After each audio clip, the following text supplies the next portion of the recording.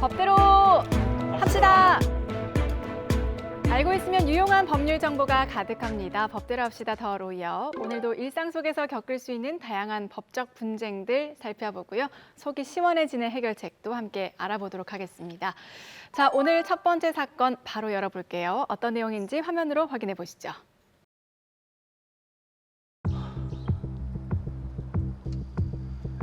아니 이렇게 길을 막아 놓으면 농사는 어떻게 지으라는 겁니까? 아니 내 땅인데 무슨 상관입니까? 우리 형님이 과수원할 때는 아무 말씀 안 하시다가 이제 와서 못 다니게 하는 거는 너무한 거 아닙니까? 아니 너무하긴 뭐가 너무해?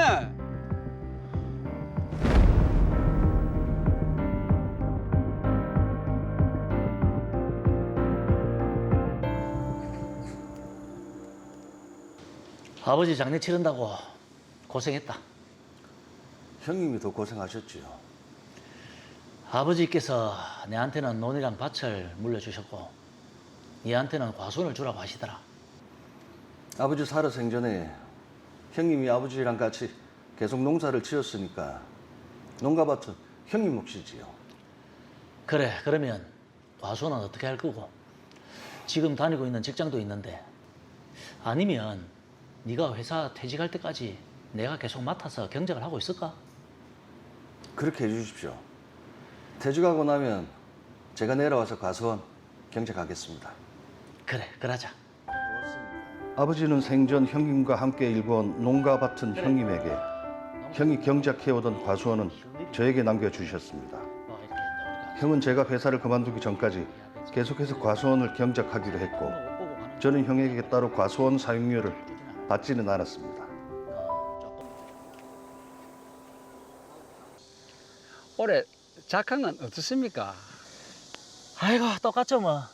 아, 이거 낚아한 것 좀 챙겨가 있어. 좀에 흠집이 나서 상품 가치는 없지만 맛은 기똥차입니다. 아이고 이 매번 챙길 수 없잖아. 미안하구로. 아이고, 김씨 덕분에 과수원 오고 가는 게 얼마나 편한데.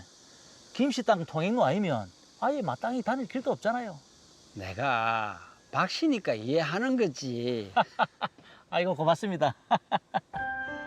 과수원은 다른 사람의 땅에 둘러싸여 도로와 직접 연결되지 않은 맹지였습니다. 아이고, 뭐 김씨 지나가다 하지만 좀 과수원과 봐요. 공로 사이에 위치한 임야에 농로가 있어 통행이 문제가 되지는 않았습니다. 특히 2011년경 관할구청에서 도로 포장 공사를 하면서 차량으로도 통행하며 계속 사용을 했습니다. 형님, 저 이제 회사도 그만뒀고 제가 직접 내려와서 과수원 경작하겠습니다. 아니, 퇴사하려면 아직 몇 년 남았다고 하더만 갑자기 이렇게 내려와서 달라고 하면 어떻게 하노? 그렇게 됐습니다. 어차피 과수원은 제 거 아닙니까? 내가 그동안 과수원에 쏟은 정성이 얼만데. 그리고 아직 나도 애들한테 돈도 들어가야 되고 지금은 아니다. 형님, 이런 게 어디 있습니까? 형님은 계속해서 과수원을 이전해 주지 않았고 결국 저는 형님을 상대로 토지인도 소송을 제기했습니다. 1년여의 소송 끝에 승소 판결을 받았습니다. 하지만 이 일로 형님과의 사이는 나빠졌습니다. 해보자는 게 뭐야 이거? 아니 이렇게 길을 막아 놓으면 어떻게 다니라는 게고? 통로가 막혔네요. 아니 나무 땅에서 뭐 하는 겁니까? 아니 과수원 가는 길이 이 길밖에 없는데 여기를 막아 놓으시면 어쩌자는 겁니까? 아니 내 땅에 외부인이 못 들어오게 하겠다는데 아니 뭐가 문제입니까? 우리 형님이 과수원 할 때는 안 막으셨잖아요. 아니 다른 길로 가면 되겠네. 아니 저쪽으로. 다른 길도 다른 사람 소유고 저기 하천의 길폭이 1m도 안 되는데 위험해서 못 다닙니다. 그거는 내가 알 바 아니고. 그러지 마시고 문 좀 열어주십시오. 과수원 경작은 해야 될 거 아닙니까? 내 땅에 다른 사람이 왔다 갔다 하는 게 싫습니다. 아니 수년간 통행로로 다니게 해주셨으면서 왜 갑자기 못 다니게 하는 겁니까? 진짜 너무하십니다. 아니 너무하긴 뭐가 너무해. 아니 내 땅인데.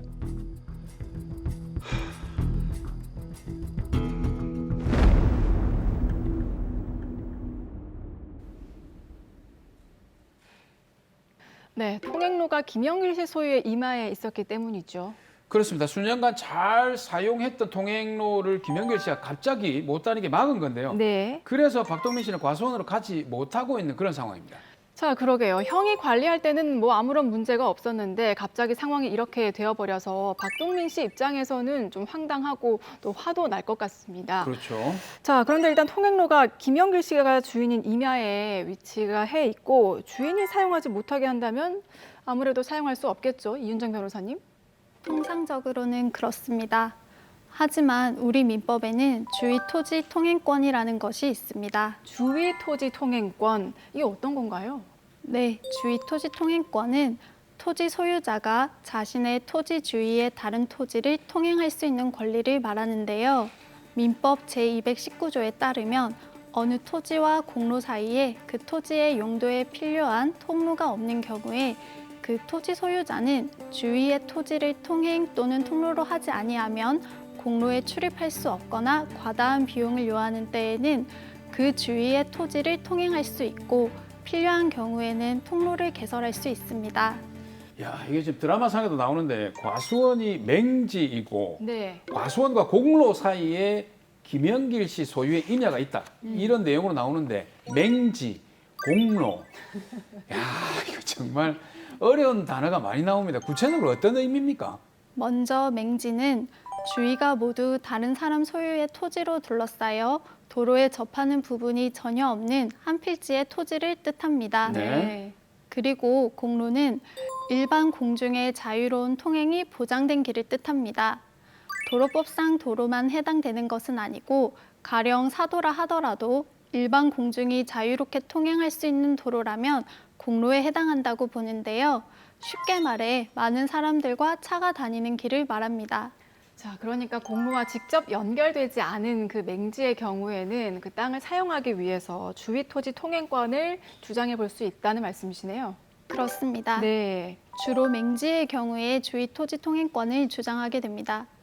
또한 별도의 진입로가 이미 있다고 하더라도 그 진입로가 토지의 이용에 부적합해서 실제로 통로로서의 충분한 기능을 하지 못하거나 통로를 개설하는 데 과다한 비용을 요하는 때에도 주위 토지 통행권을 주장할 수 있습니다. 자, 그렇다면 박동민 씨도 지금 주위 토지 통행권을 한번 주장을 해봐야 되겠네요. 그렇습니다. 박동민 씨로서는 김영길 씨에 대하여 주위 토지 통행권을 주장해 볼 수 있습니다. 네. 자, 그러면 박동민 씨가 주위 토지 통행권을 주장을 한다면 그게 인정을 받을 수 있느냐가 문제인데 인정받을 수 있겠습니까? 네, 대략적인 상황을 보면 인정받을 수 있을 것으로 예상되는데요. 박동민 씨에게는 주위 토지 통행권 인정을 위해 참작될 만한 여러 사정이 있는 것으로 보입니다. 네. 우선 박동민 씨가 물려받은 과수원은 도로와 연결되지 않은 맹지입니다. 그리고 박동민 씨의 아버지와 형 박일동 씨는 수십 년간 김영길 씨의 임야에 위치한 통행로를 이용해 과수원에 드나들었는데요. 네. 특히 2011년경에는 관할구청에서 도로 포장 공사를 할 때 통행로 시멘트 포장 공사까지 했습니다. 그래서 현황 도로로서의 형태를 가지고 있고 차량으로도 통행하며 계속 사용해 왔습니다. 예. 새로 통행로를 개설해야 할 필요도 없고 기존 통행로를 계속 사용하더라도 비교적 김영길 씨의 손해가 크지 않을 것이라고 볼 수 있겠습니다. 네.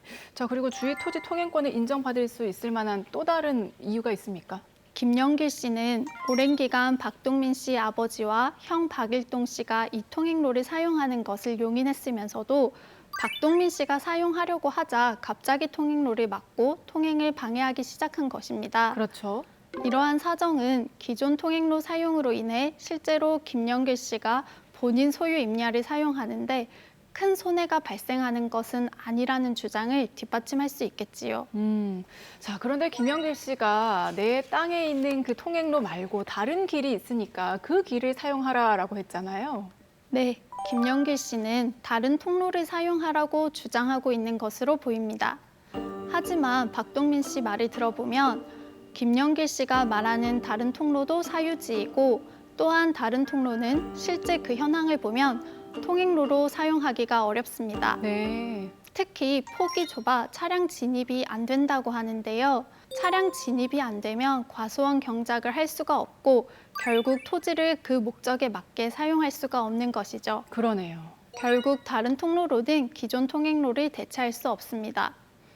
이처럼 여러 사정을 종합해보면 박동민 씨로서는 주위 토지 통행권을 인정받을 수 있을 것으로 예상됩니다. 네, 어쨌거나 주위 토지 통행권을 인정받을 수 있다고 하니까 또 다행스러운 일이네요. 그런데 그 박동민 씨 입장에서 보면 그게 다행스러운 일일 수 있지만 예. 김영일 씨 입장에서 본다면 내 땅에 누가 막 왔다 갔다 하는 게 싫을 수 있잖아요. 쓰레기를 수도 버리기도 있죠. 하고 예. 도로 파손의 위험도 있거든요. 근데 이렇게 뭐 통행권이 인정이 된다면 무조건 김영길 씨는 참아야 되는 겁니까?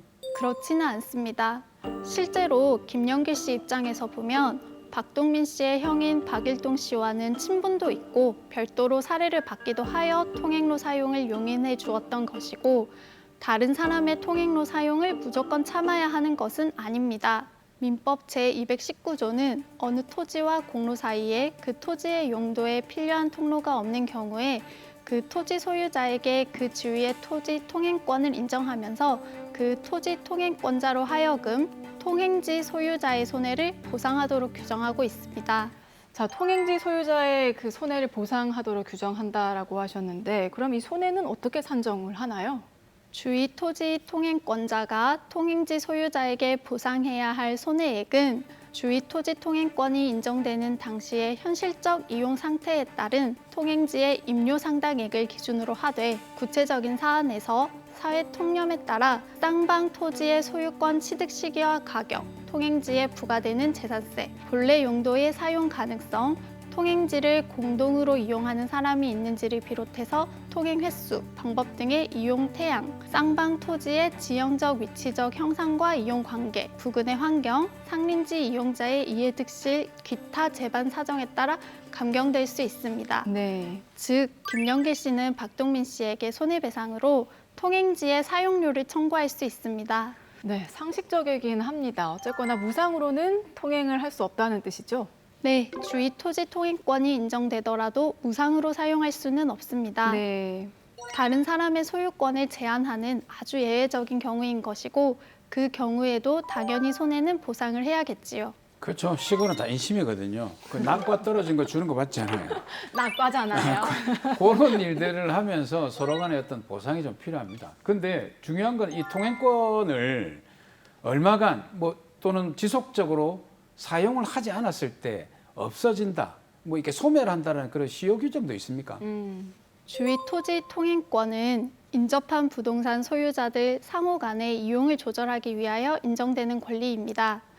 즉, 박동민 씨처럼 토지로 통행할 수 없어 토지를 사용하지 못하고 있는 부득이한 경우에는 주위 토지 통행권을 주장 행사할 수 있는 것이고 통행의 필요성이 없어지면 인정받았던 통행권도 소멸하는 것입니다.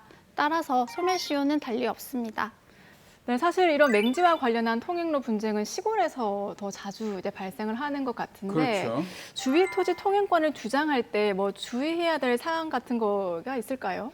주위 토지 통행권은 토지 소유자가 토지를 이용할 수 없거나 이용이 현저히 곤란한 경우에만 인정되는 것이고 단순히 편리하다는 이유만으로 인정되는 것은 아닙니다.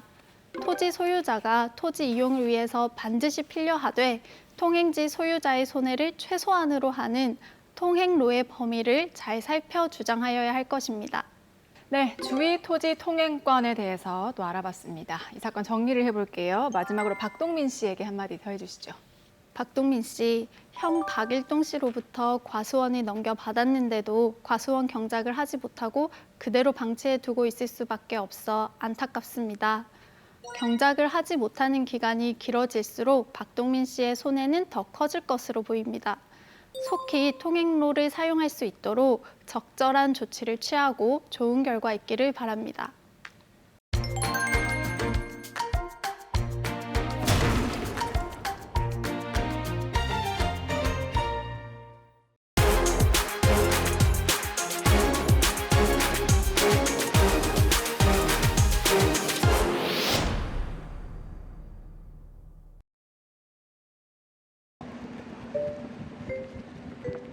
더불어. 날씨가 이래 더웠어. 한여리 어떻게 사노? 안녕하세요, 사모님. 아, 예. 진짜 날씨가 너무 덥다, 그쵸? 시원한 바람 좀 쐬세요. 아유, 괜찮은데. 아유, 날씨 덥네요.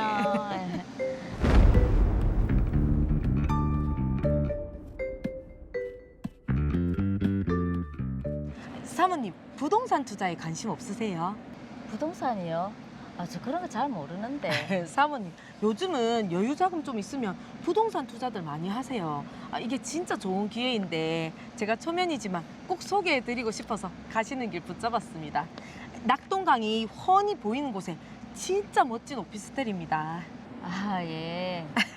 저희가 이 중도금도 무이자로 대출되고 한번 구경하세요. 아유, 다음엔. 사모님, 근데 저희가 다음에 기회가 없습니다. 날씨도 더운데 시원한 모델하우스 가셔서 설명 한번 들어보세요. 설명만 들으셔도 괜찮습니다. 여기 보시면 저렇게 열심히 설명하는데 좀 미안하긴 하네. 그냥 구경이나 해볼까? 사모님, 이게 진짜 좋은 기회라서 그래요. 뭔가요? 지식산업센터인데 일단 더우니까 모델하우스로 가시죠. 가셔서 설명도 들으시고 안에 사무실 있으니까 구경 한번 해보세요. 꼭 계약 안 하셔도 돼요. 그래. 네. 계약은 꼭 해야 될 거예요, 아마. 사모님, 이쪽은 저희 지식산업센터 총괄 분양 이사님이십니다. 아, 예, 안녕하세요. 네, 반갑습니다. 오시는데 너무 더우셨죠? 로이어 건설? 대기업 건설사 아이가? 마침 오늘 정말 잘 오셨습니다. 저희가 VIP 초대를 하고 있는데 오늘이 마지막이거든요. 사모님께는 특별히 VIP 할인 혜택을 드리겠습니다. VIP요? 네, 오늘까지 파격적인 할인가로 분양을 받을 수가 있는 겁니다. 야, 참 운이 좋으세요. 내일 되면 더 파격적인. 우리 김 실장이 뭐 얘기를 했겠지만 낙동강이 다 보이는 오피스텔입니다. 최근에 정부에서 대폭적으로 지원해 주기로 했고요. 사업자 등록을 하시면 부가가치세도 환급을 받습니다. 요새 대출 이자 때문에 걱정 많이 하시는데요. 저희는 중도금을 무이자로 다 대출해드립니다. 뭐 직접 입주하셔도 되고 임대를 하셔도 되고요. 게다가 더 메리트가 있는 게 전매가 가능합니다. 그러니까 더 비싼 피를 받고 대팔 수도 있다는 거죠. 그리고 보시다시피 로이어 건설사 대기업이잖아요. 그 건설사가 시공사니까 안심하셔도 됩니다. 야, 이런 게 흔치 않습니다. 총 사무실 구입하는데 계약금이 6천만 원밖에 안 합니다. 아, 예, 조금만 더 생각해 보겠습니다. 사모님, VIP 혜택이 오늘이 마지막입니다. 오늘이 지나면 저 가격에 계약 못합니다. 일단 오늘 계약금을 넣으세요. 내일이면 가격이 엄청 올라갑니다. 사모님, 제가 이 더운 날씨에 땀까지 뻘뻘 흘리면서 모시고 왔는데 그냥 가시면 좀 서운할 것 같아서. 감정 호소인가요? 결국 저는 계약금 6천만 원을 송금했고 두 사람은 계약금 입금이 확인되자 계약서는 곧 주겠다며 저를 돌려보냈습니다. 아무리 생각해도 내가 뭐에 홀린 듯 너무 성급하게 계약금을 준 것 같아. 홍보관 사무실에 가서 취소를 하자. 대화하는 거 녹음을 해야겠다.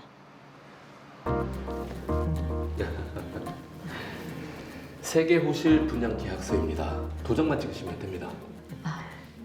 제가 너무 급하게 결정한 것 같아서 그냥 계약 취소하겠습니다. 계약금 돌려주세요. 사모님, 이미 VIP 혜택도 다 받으셨고 계약금도 회사에 입금이 돼서 반환은 좀 어렵습니다. 이거 진짜 좋은 기회인데. 정 안 지키시면 다른 사람에게 전매로 파시면 됩니다. 저 그런 거 할 줄 몰라서. 제가 전매할 수 있도록 도와드릴게요. 3개월 이내에 100% 다 전매할 수 있도록 약속드릴게요. 대신에 비싸게 판매하시면 그 금액의 20%를 저희한테 수수료로 주시면 됩니다. 아셨죠? 알겠습니다.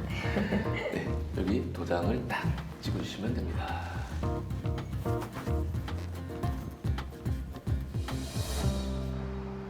제 앞으로 정보통신업 관련 사업자 등록증하고 부가가치세 환급 관련해서 세무서에서 서류가 왔는데요. 아, 저희가 다 알아서 해드립니다, 사모님. 걱정 마세요. 네. 세계호실 전매는 어떻게 됐나요? 요즘 부동산 경기가 너무 안 좋습니다. 정권도 바뀌었고요. 조금만 더 기다려주세요. 알겠어요. 이후 분양업체 이사에게 계속 전화를 걸어 전매를 해달라고 했지만 그 사람은 계속 핑계를 댔습니다. 계속 전매는 안 해주고 이제는 전화도 안 받네. 난 어떻게 해야 되노?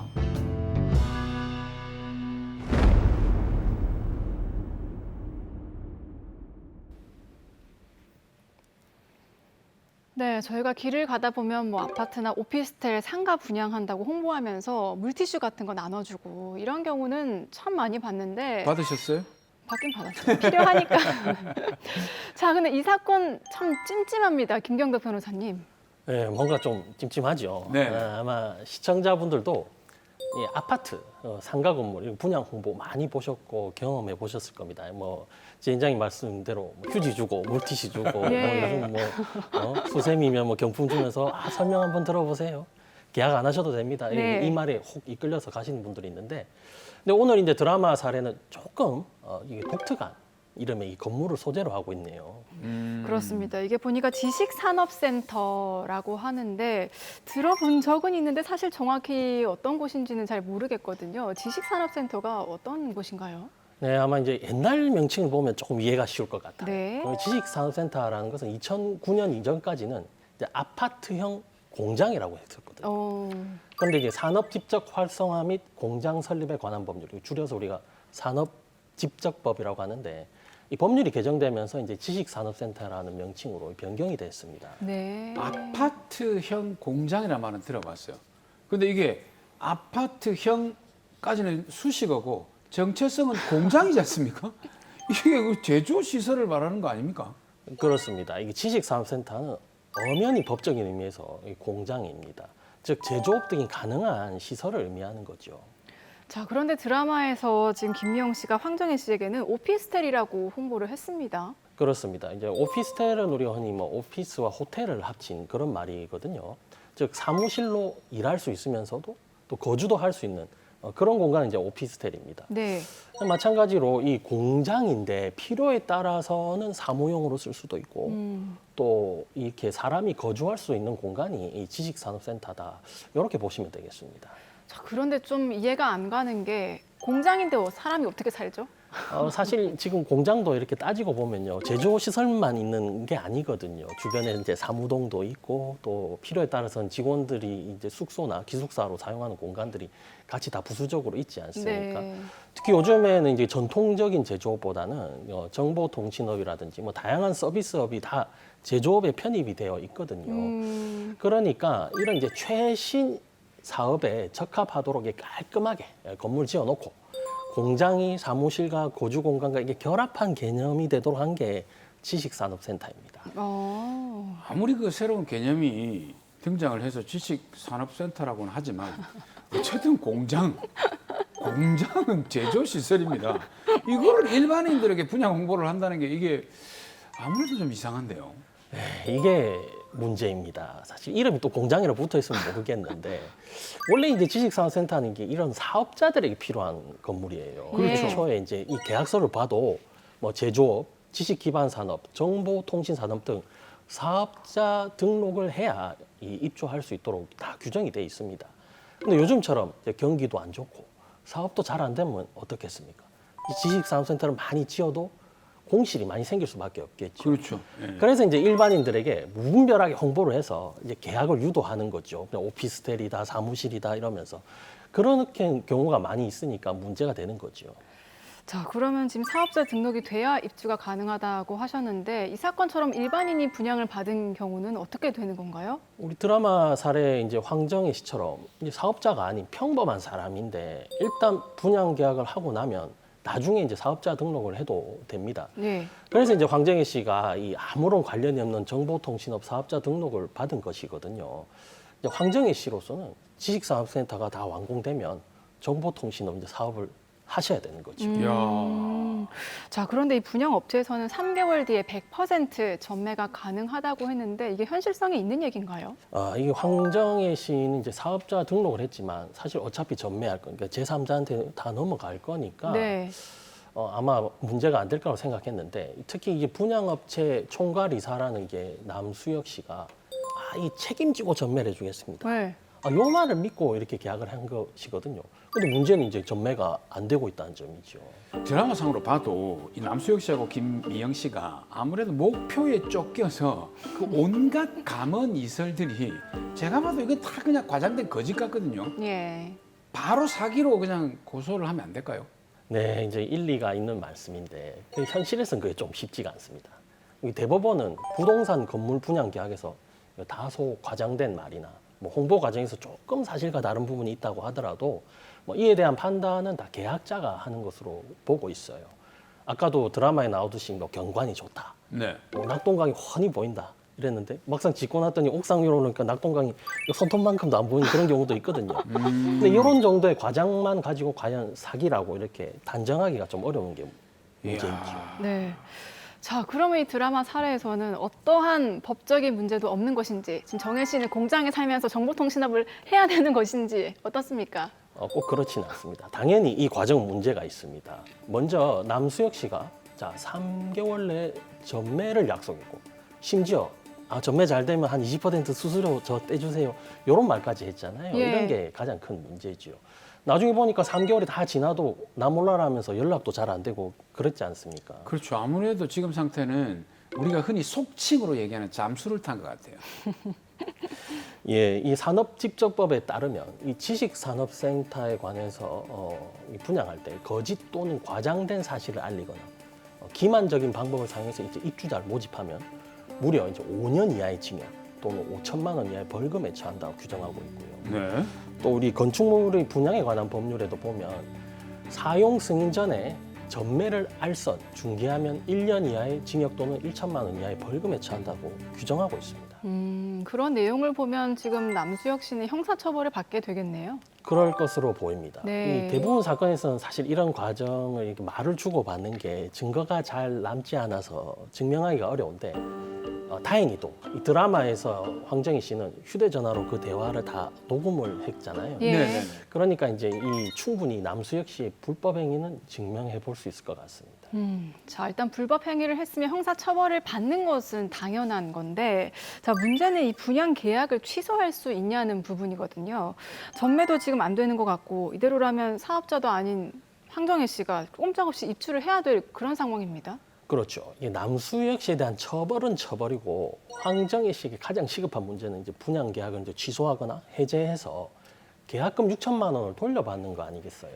황정혜 씨는 이러한 불법 행위를 이유로 분양 계약의 취소를 주장하면서 계약금 6천만 원을 반환해달라 이런 민사소송도 함께 제기하셔야 합니다. 어쨌든 소송을 제기해서라도 6천만 원을 돌려받아야 되는데 네. 근데 이미 좀 번거로워졌잖아요.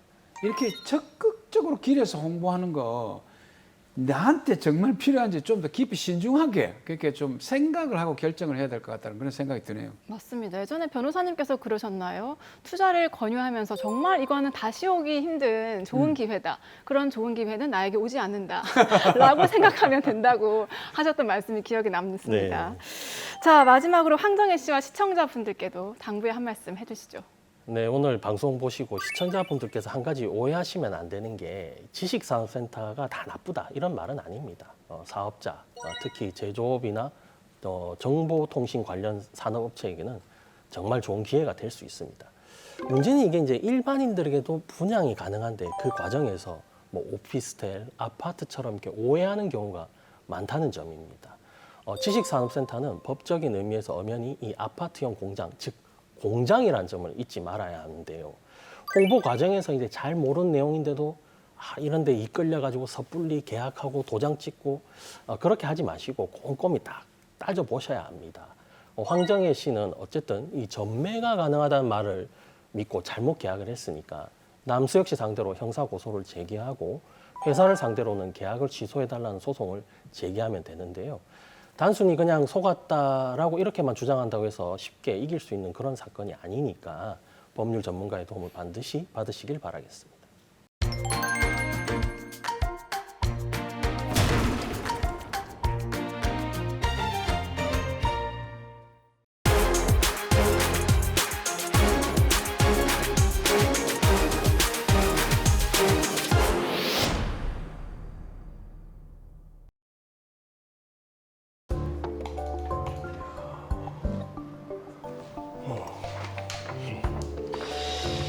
어디 보자. 어머니한테 상속받은 아파트. 소유권 이전도 깔끔하게 됐네.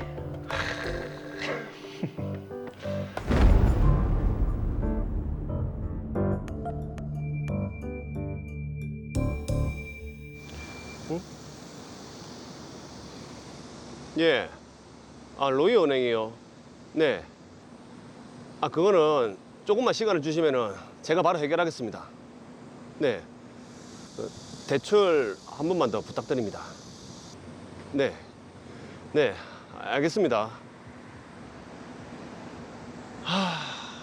요새 거래처들도 다들 어렵다는데 당장 어디서 돈을 구하노? 맞다. 상속받은 아파트. 그걸로 담보를 해가지고 돈 좀 빌려야겠다. 좋았어. 그래 뭐 돈이 필요하시다고? 네. 뭐 얼마나? 대출금을 좀 막아야 돼서 한 5억 정도. 5억? 그 담보는? 이 설마 그 담보도 없이 내한테 돈 빌리러 온 거 아니지? 여기 로이어동에 있는 42평짜리 아파트입니다.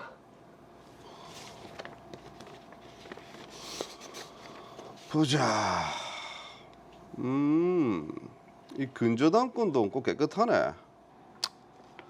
그래 뭐 빌려주는 대신에 근저당권이랑 소유권 이전 담보 가등기 설정 동의하는 것도 오케이? 그 소유권 이전 담보 가등기까지 해야 됩니까? 아니 뭐 싫으면 하지 말고. 뭐 지금 뭐 발등에 불 떨어진 사람이 누군데? 해야죠. 하겠습니다. 오케이. 그러면 이자는 연 10%로 하고 원금은 2년 줄게. 그 안에 돈 못 갚으면 이 로이어동 아파트 내 거 되는 거 알지? 네, 알겠습니다. 그래. 그러면 요 서류에 사인하고. 저는 그렇게 회사의 위기를 넘겼고 이후 크고작은 공사들을 맡으면서 이자와 원금을 갚아가고 있었습니다. 그런데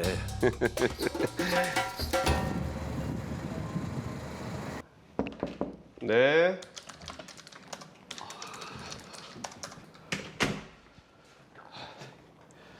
사장님, 큰일 났습니다. 오늘 현장에서 사고가 발생해서.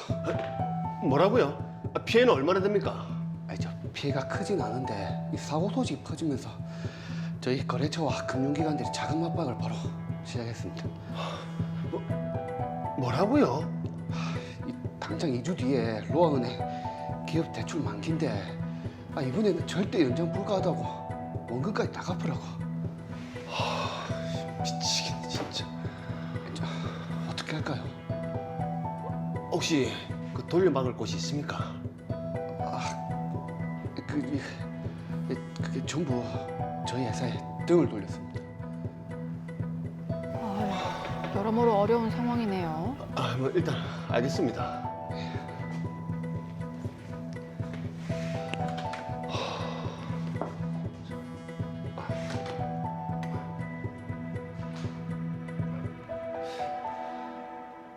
예, 김 사장님 잘 지내시죠? 예, 뭐 저야 괜찮은데 호 사장님은 괜찮으세요? 아니 요새 사고 소식이 파다한데. 그것 때문에 전화 드렸습니다.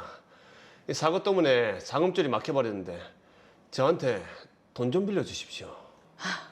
아니 제가 호 사장님 뭘 믿고요. 지금 빈털털이잖아요. 실은 제가 몇 년 전에 부모님한테 상속받은 아파트가 하나 있습니다. 로이어동에 있는 42평짜리. 그걸 담보로 2억만 좀 빌려주십시오. 제가 석 달 안에 해결하겠습니다. 로이어동의 42평 아파트라. 일단 생각 좀 해볼게요. 예, 사장님. 부탁드리겠습니다.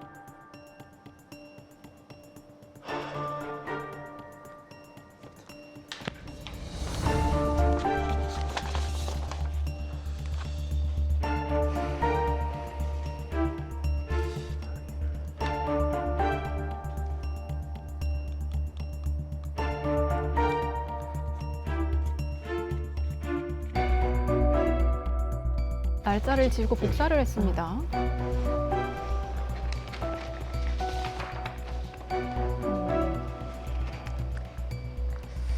뭐 아파트가 걸린 거 없이 깨끗하네요. 예. 저희 어머니가 돌아가시면서 상속받은 거라서 제가 아껴둔 겁니다. 이걸 담보로 걸 테니까 저희 회사 숨 좀 돌릴 수 있게 2억만 좀 부탁드립니다. 뭐 2억이면 되겠습니까? 그럼요. 만약에 제가 돈 못 갚으면은 아파트 근저당 설정 바로 해드리겠습니다. 그래요, 그럼. 증명서상 근저당 하나 없는 부동산이었기에 저는 이를 믿고 돈을 빌려줬습니다. 하지만 허 사장은 1년이 지나도록 돈을 갚지 않았고 참다 못한 전 근저당을 설정하기로 마음먹었습니다. 그런데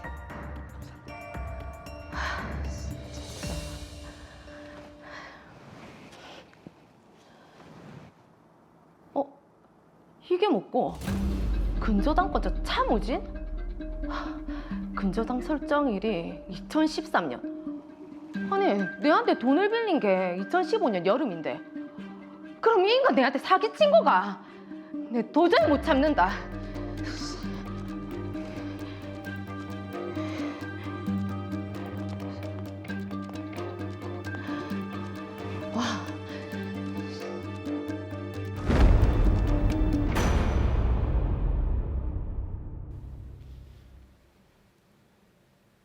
네, 김정윤 씨가 돈을 빌려줄 당시에 확인한 등기부 등본에서는 지금 근저당 없이 깨끗했거든요. 그렇죠.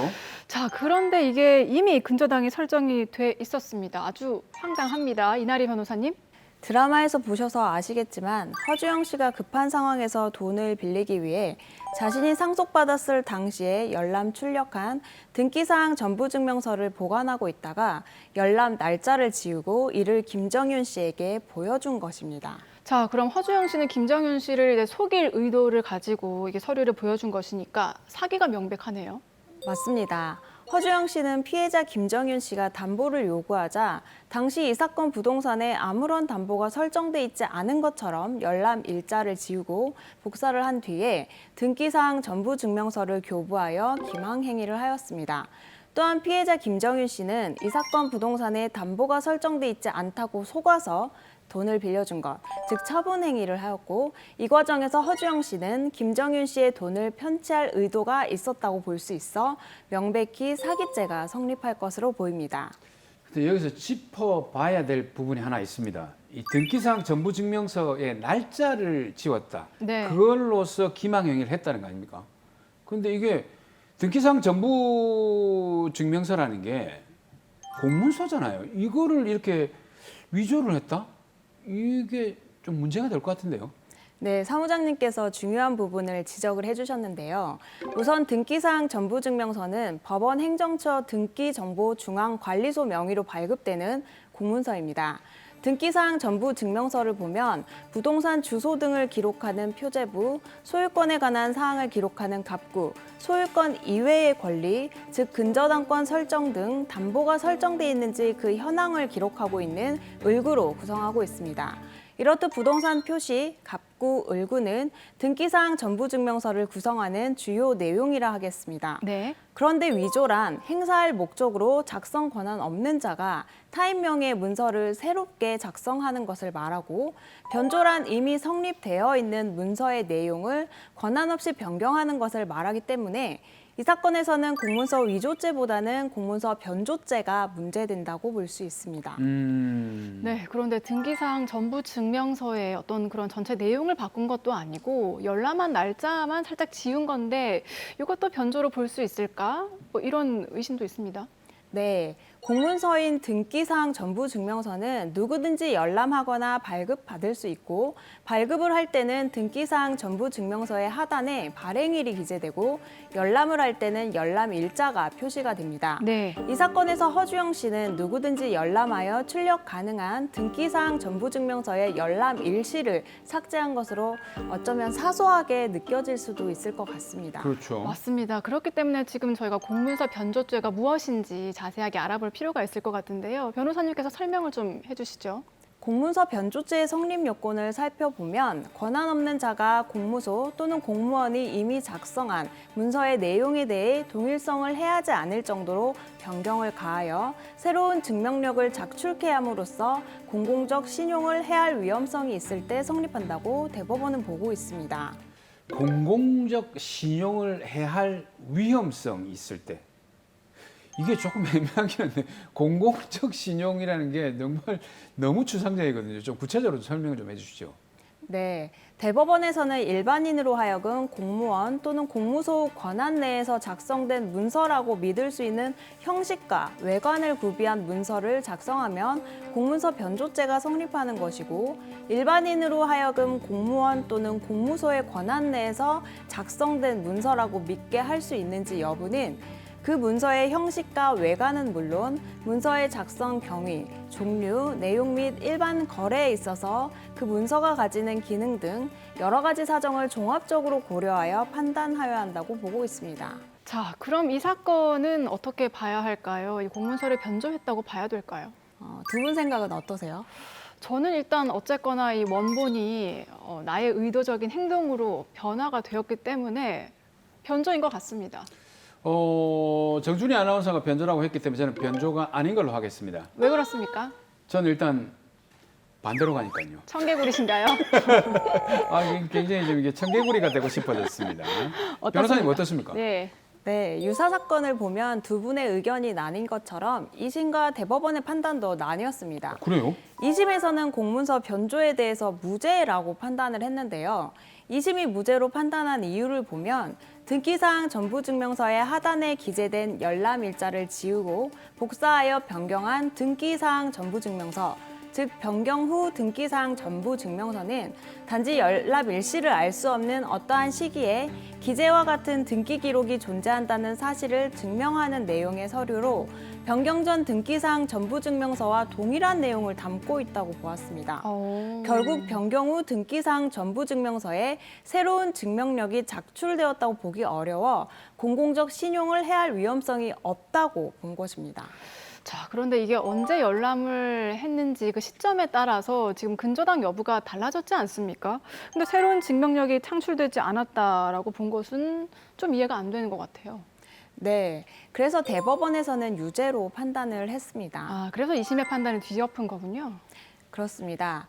등기사항 전부증명서의 열람 일시는 등기부상 권리관계의 기준 일시를 나타내는 역할을 하는 것으로서 권리관계나 사실관계의 증명에서 중요한 부분에 해당한다라는 것이 그 이유였는데요. 네. 이 사건의 경우에도 허주영 씨는 변경 후 등기사항 전부증명서를 김정윤 씨에게 제시 교부함으로써 그 일시 무렵에 이 사건 부동산에 관해 근저당권 설정 등기 및 소유권 이전 담보가 등기가 존재하지 않는다는 내용의 허위 사실을 증명하는 데 이용하였습니다. 네. 김정윤 씨를 비롯한 사회 평균인의 입장에서 볼 때 열람 일시가 삭제된 것을 제외하고는 변경 후 등기사항 전부증명서가 가짜라고 의심할 만한 외관이나 형식이 있었다고 볼 수는 없지 않습니까? 네. 그렇죠. 그렇기 때문에 대법원도 열람 일시 삭제 행위만으로도 기존 공문서에 새로운 증명력이 작출된 것이고 이를 진정한 공문서라고 믿을 수밖에 없는 공공의 위험을 초래할 가능성이 크다고 판단하였던 것입니다.